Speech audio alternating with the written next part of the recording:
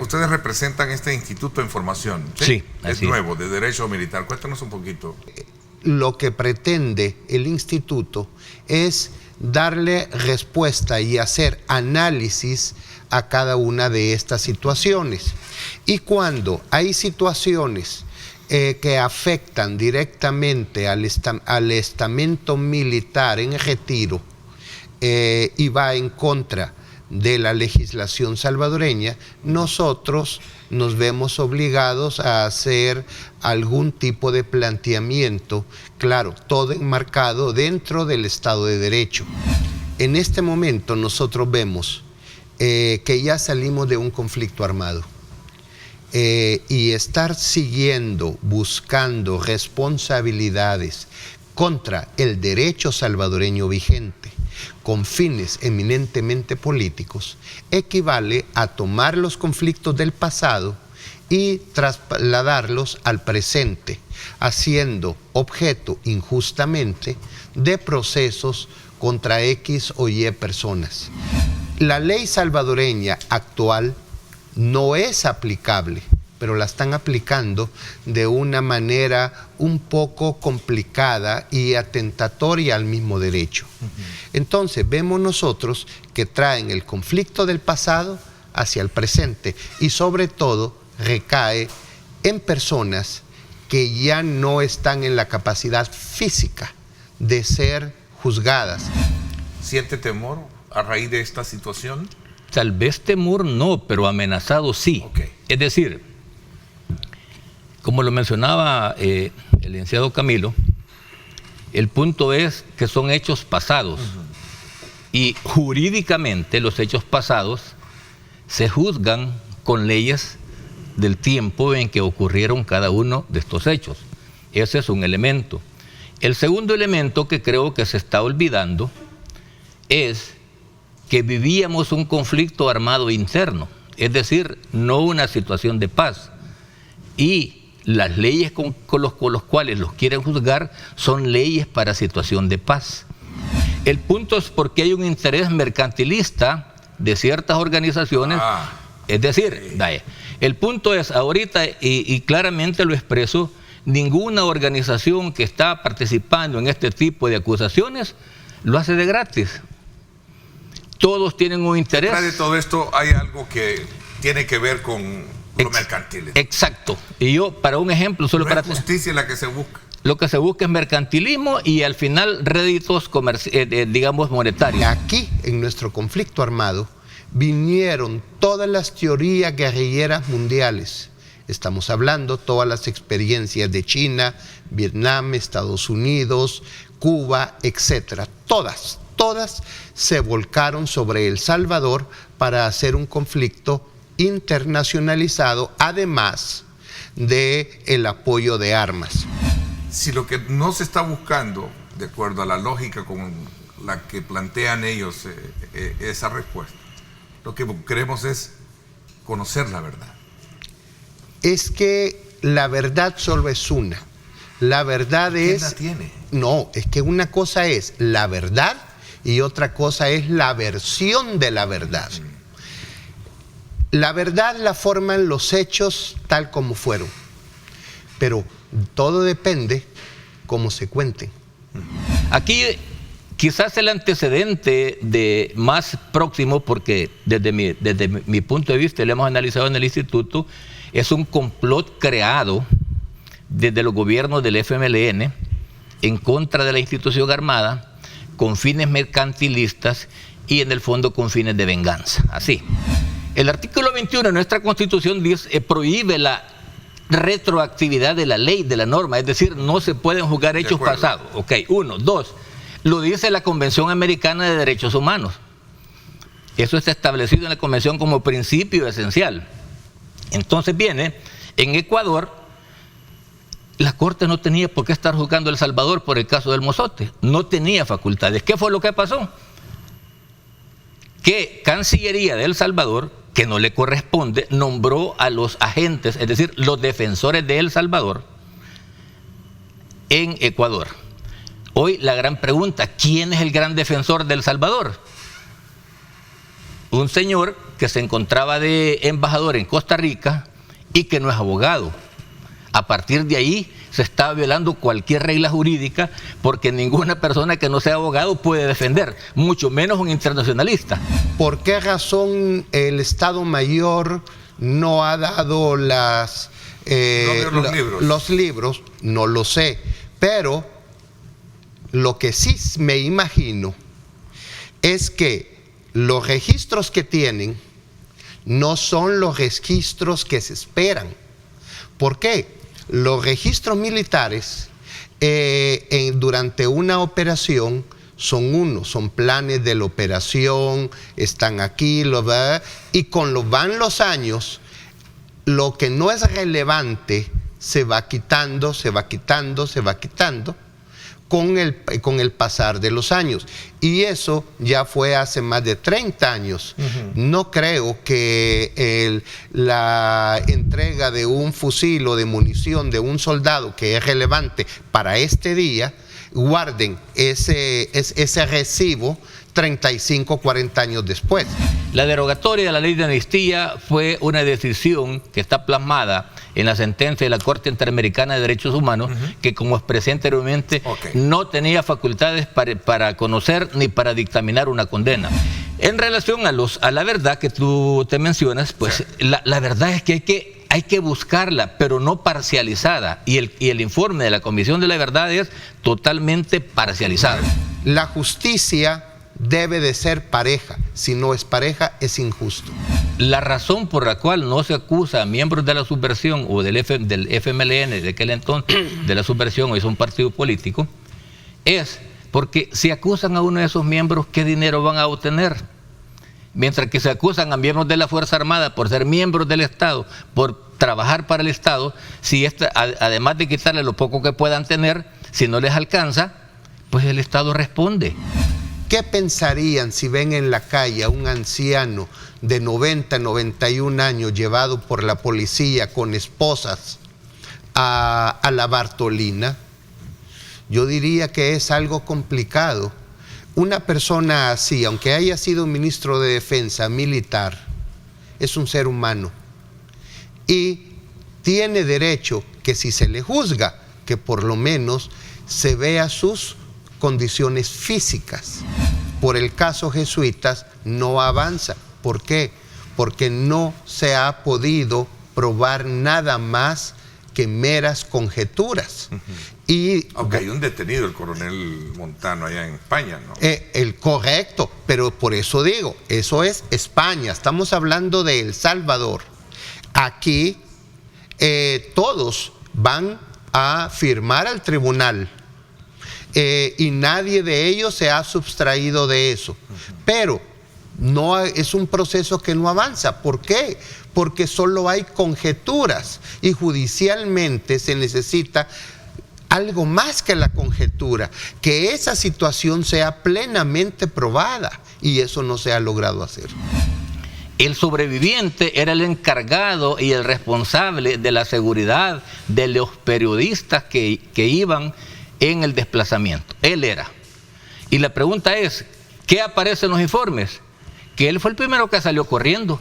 Se le olvidó la responsabilidad que tenía y se fue corriendo. Entonces, ¿cómo él va a venir a decir después? No, mire, es cierto, yo tuve la culpa, jamás la va a aceptar. Otro señor que menciona, que es un periodista holandés, ese señor, imagino que lo que tiene es remordimiento de conciencia, porque él prestó el vehículo en que los trasladaban. Y eso al prestar un vehículo de prensa para conducir a miembros del FMLN, aunque hubieran periodistas, eso en derecho internacional se llama perfidia. Es decir, porque están vulnerando ciertos protocolos. Los periodistas, como dicen, tienen protección, sí, pero no significa, y lo dice el protocolo, el anexo al protocolo 1, que ellos hacen su función periodística, pero no deben de tomar parte ni ser parte de. Entonces, desde el momento que ellos iban con un grupo de subversivos dentro de un vehículo que decía periodistas, y van en un desplazamiento, porque alguien mencionó que solo 2 iban, que lean bien, e incluso el informe de la Comisión de la Verdad, son 9. De los 9, solo 1 sobrevivió. Fue enfrentamiento o emboscada, es una acción militar lícita según el derecho internacional. Entonces, ¿cuál es la base? No tienen base. Al final, como dice Camilo, son meras presunciones que la Fiscalía tiene la obligación de investigar. El punto es que ahora, 30 años después, ¿qué va a investigar? Hemos estado muy activos, estamos hablando ya de 7 meses intensos de fuerte actividad de cara a las 11 medidas de alivio económico que fueron anunciadas e impulsadas por el gobierno del presidente Nayib Bukele, y que hoy en día pues continuamos con este esfuerzo sin precedentes en el cual pues estamos en escala nacional realizando esta importante labor. Este fin de semana comenzaron ya las festividades ahí en San Miguel, que se van a comenzar a extender en todo lo que viene a ser entre las primeras semanas del mes de noviembre, que se extienden hasta alrededor del 25 o 26 de noviembre. Posteriormente tenemos justamente otra de las actividades de alto consumo que se tienen a nivel nacional y que ha tomado fuerzas en los últimos años. Me refiero al denominado Viernes Negro, que está programado para el próximo 25 de noviembre. Sabemos de que hay comercios que han adelantado una serie de promociones y sobre todo de campañas promocionales que puedan ir ya sea en todo el mes o en la semana o en el día justamente del 25 de noviembre. De igual manera tenemos todo un plan diseñado para la verificación de las promociones, de las ofertas, para evitar ese tipo de situaciones en las cuales se esté incumpliendo la ley de protección al consumidor, violentando en este caso los derechos de los usuarios o de los consumidores. Así que esta es una actividad también importante que se tiene, y finalmente, como todos estamos esperando, son las fiestas navideñas y de cierre de año. En este contexto de altos precios internacionales vamos a continuar también con las medidas de alivio económico en su implementación. Estamos periódicamente visitando este tipo de plazas, igualmente en el frutas y verduras, el mercado del mayoreo La Tiendona, también el mercado central, que es otro importante centro de abasto. Vienen a ser 3 importantes centros de abastecimiento que mantenemos un monitoreo y sobre todo pues verificaciones que buscan evitar los abusos a nuestra población. ¿De qué tipo de abuso estamos refiriéndonos? Al incremento injustificado de precios, a la especulación de precios y también al acaparamiento. De hecho, luego de la tormenta tropical Julia, se presentó pues una alza de precios que rondó entre 10 y 15 dólares por quintal de frijol. En este producto en particular se presentó un incremento.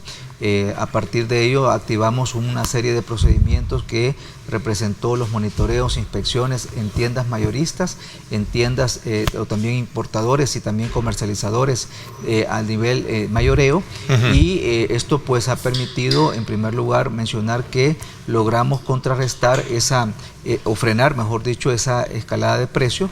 En años anteriores, ¿verdad? Por ejemplo, en el año 2016 y el año 2014, en el mes de octubre se registraron precios incluso de 140 dólares por quintal, 145 dólares por quintal, en un contexto muy diferente al actual.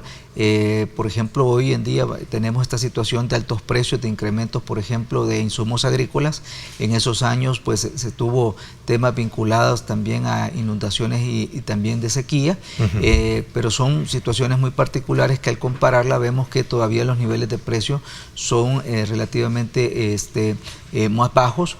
Pero reitero, nosotros no estamos aceptando ese tipo de situación porque a nuestro juicio en este momento existen condiciones para incluso pues vender el quintal de frijol a precios más bajos. Tenemos más de 390 investigaciones en todo lo que va este tipo de procesos en los 7 meses de implementación de las medidas de alivio económico, y entre ellos tenemos importadores y comercializadores de frijol, los cuales pues ya hemos presentado casos, y en este momento también continuamos con esta importante labor de cara a evidenciar este tipo de prácticas que son estrictamente abusivas.